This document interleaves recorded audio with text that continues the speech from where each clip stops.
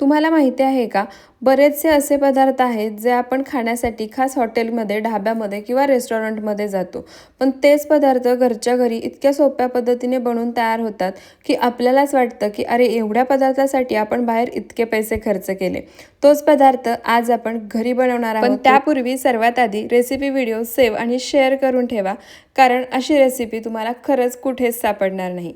सर्वात आधी गॅसवर तवा गरम करायला ठेवलाय. त्यामध्ये 1 चमचा तेल घालायचं.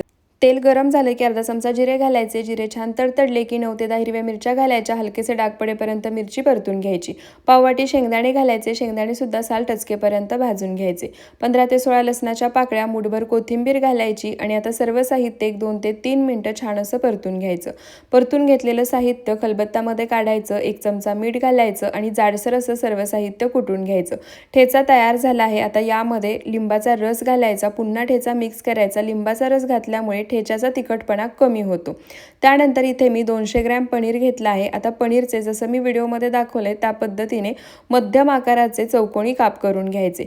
याच पद्धतीने राहिलेल्या पनीरचे सुद्धा मी काप करून घेते. त्यानंतर पनीरचे काप घ्यायचे आणि तयार ठेचा या पनीरच्या कापांना जसं मी व्हिडिओमध्ये दाखवले त्या पद्धतीने लावून घ्यायचा. सर्व पनीरचे काप आहेत त्याला याच पद्धतीने ठेचा लावून घ्यायचा, तुम्ही इथे पाहू शकता.